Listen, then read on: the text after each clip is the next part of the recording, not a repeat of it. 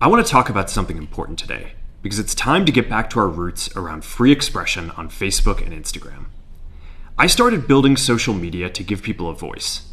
I gave a speech at Georgetown 5 years ago about the importance of protecting free expression, and I still believe this today. But a lot has happened over the last several years. There's been widespread debate about potential harms from online content. Governments and legacy media have pushed to censor more and more. A lot of this is clearly political, but there's also a lot of legitimately bad stuff out there. Drugs, terrorism, child exploitation. These are things that we take very seriously, and I want to make sure that we handle responsibly. So we built a lot of complex systems to moderate content.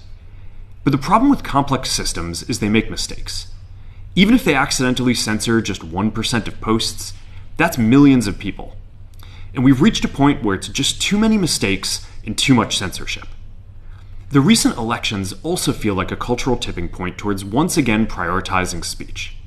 So we're going to get back to our roots and focus on reducing mistakes, simplifying our policies, and restoring free expression on our platforms. More specifically, here's what we're going to do. First, we're going to get rid of fact checkers and replace them with community notes similar to X, starting in the US. After Trump first got elected in 2016, the legacy media wrote non-stop about how misinformation was a threat to democracy. We tried in good faith to address those concerns without becoming the arbiters of truth. But the fact checkers have just been too politically biased and have destroyed more trust than they've created, especially in the US. So over the next couple of months, we're going to phase in a more comprehensive community notes system. Second, we're going to simplify our content policies and get rid of a bunch of restrictions on topics like immigration and gender that are just out of touch with mainstream discourse. What started as a movement to be more inclusive has increasingly been used to shut down opinions and shut out people with different ideas, and it's gone too far. So I want to make sure that people can share their beliefs and experiences on our platforms. Third, we're changing how we enforce our policies to reduce the mistakes that account for the vast majority of censorship on our platforms. We used to have filters that scanned for any policy violation. Now, we're going to focus those filters on tackling illegal and high-severity violations. And for lower severity violations, we're going to rely on someone reporting an issue before we take action. The problem is that the filters make mistakes, and they take down a lot of content that they shouldn't. So by dialing them back, we're going to dramatically reduce the amount of censorship on our platforms. We're also going to tune our content filters to require much higher confidence before taking down content.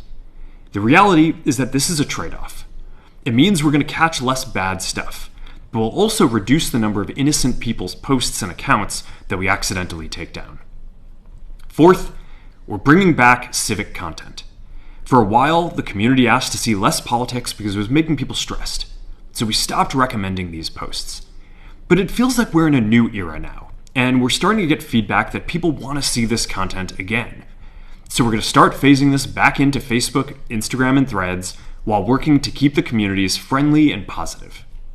Fifth, we're going to move our trust and safety and content moderation teams out of California, and our US-based content review is going to be based in Texas. As we work to promote free expression, I think that it will help us build trust to do this work in places where there is less concern about the bias of our teams. Finally, we're going to work with President Trump to push back on governments around the world that are going after American companies and pushing to censor more. The US has the strongest constitutional protections for free expression in the world. Europe has an ever-increasing number of laws institutionalizing censorship and making it difficult to build anything innovative there. Latin American countries have secret courts that can order companies to quietly take things down. China has censored our apps from even working in the country.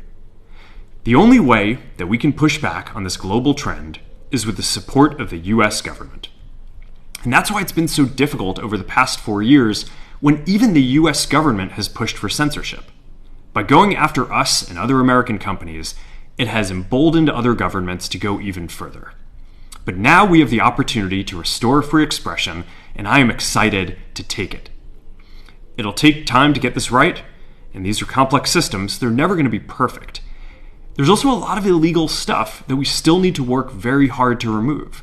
But the bottom line is that after years of having our content moderation work focus primarily on removing content, it is time to focus on reducing mistakes, simplifying our systems, and getting back to our roots about giving people voice. I'm looking forward to this next chapter. Stay good out there, and more to come soon. Hey everyone.